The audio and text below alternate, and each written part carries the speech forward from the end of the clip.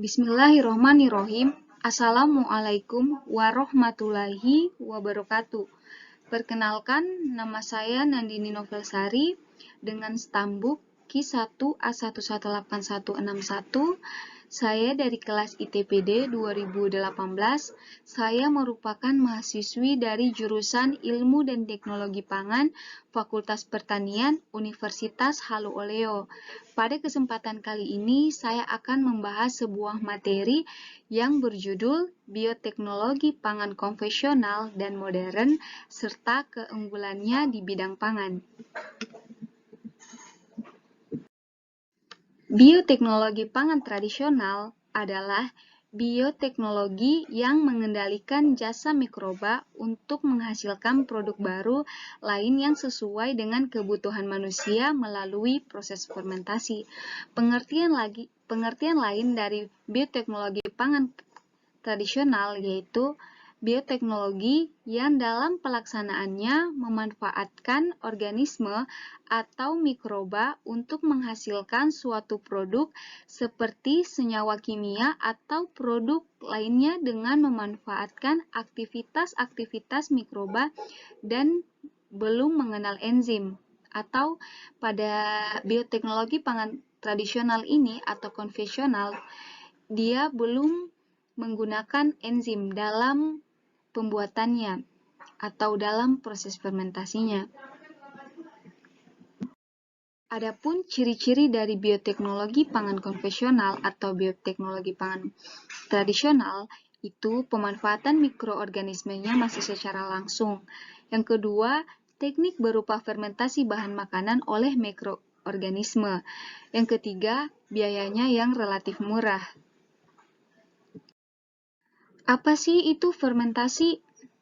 Dalam bioteknologi pangan konvensional, fermentasi adalah merupakan suatu proses perubahan kimia pada suatu substrat organik melalui aktivitas enzim yang dihasilkan oleh mikroorganisme.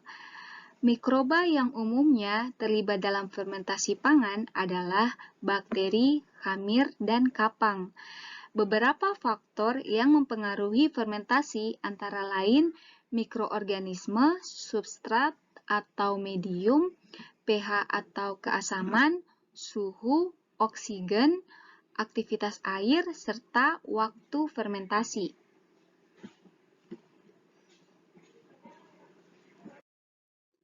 Bioteknologi modern adalah bioteknologi yang didasarkan pada manipulasi atau rekayasa DNA.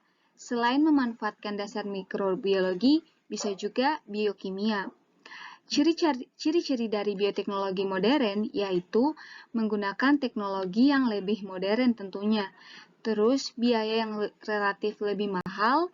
Yang ketiga, memanfaatkan prinsip rekayasa genetika. Apa sih keunggulan dari bioteknologi konvensional? Yang pertama, biayanya pasti lebih relatif murah. Yang kedua, menggunakan peralatan yang sederhana. Yang ketiga, dapat membuat makanan lebih tahan lama, misalnya pada asinan. Yang keempat, meningkatkan nilai gizi dan dari produk makanan dan minuman. Dan apa sih keunggulan dari bioteknologi modern? Bioteknologi modern dapat mengatasi kendala ketidaksesuaian genetik. Yang kedua, perbaikan sifat genetik lebih terarah. Yang ketiga, dapat menghasilkan organisme yang sifat barunya tidak ada pada sifat alaminya atau sifat sebelumnya. Itulah tadi pemaparan materi dari saya. Jika ada salah kata, mohon dimaafkan. Saya ucapkan wabillahi taufik wal hidayah. Wassalamualaikum warahmatullahi wabarakatuh.